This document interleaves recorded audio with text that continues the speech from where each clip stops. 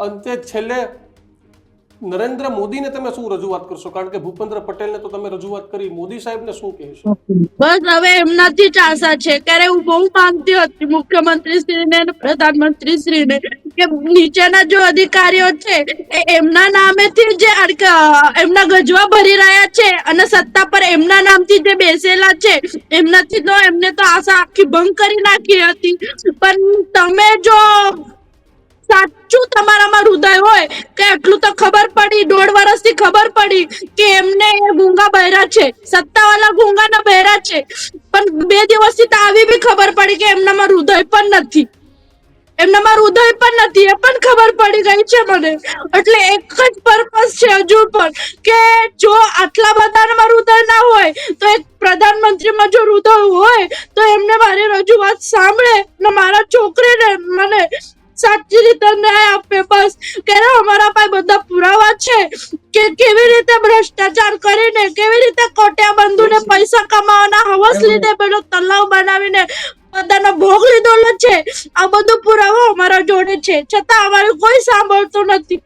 એટલે એમના પાસે રિક્વેસ્ટ છે, જે એ સાંભળી શકે તો એમના પાસે એટલી રિક્વેસ્ટ છે કે તમે માતાનો સાંભળો, બધા બાળકોનો ન્યાય આપો.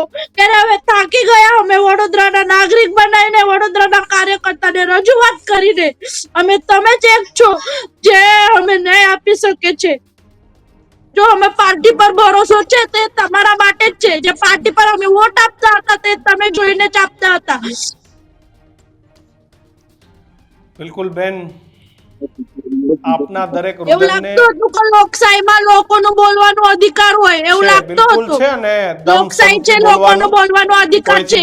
નાગરિક જ્યારે પક્ષમાં બેસાડે છે તો નાગરિકનો પણ બોલવાનો અધિકાર હોય. પણ જઈને ખબર પડી કે કોઈ મુખ્યમંત્રી શ્રીને રજૂઆત કરવાથી ખબર પડી કે લોકશાહી તંત્ર નથી. હવે વડોદરામાં લોકશાહી ખલ્લાસ થઈ ગઈ છે. નાગરિકોનો બોલવાનો અધિકાર નહીં. નાગરિક જો પક્ષ તરીકે અવાજ ઉઠાવે તો એમને એવી રીતે હાલત થાય છે. આ લોકશાહી એ કોઈએ દાનમાં આપેલી નથી, ભારતના બંધારણમાં મળેલી લોકશાહી છે. અને આ લોકશાહીમાં બેન દમખમથી બોલવાનું, પરિણામ ચાહે જે આવે. તમે એક દીકરીની માતા તરીકે દીકરી ગુમાવી એનું દુઃખ એ ન્યૂઝરૂમ તરીકે અમે સમજી શકીએ છીએ. મિત્રો, આવા જ વિડીયો અને શોર્ટ્સ જોવા માટે આજે જ અમારી ન્યૂઝરૂમ યુટ્યુબ ચેનલને સબસ્ક્રાઇબ કરો.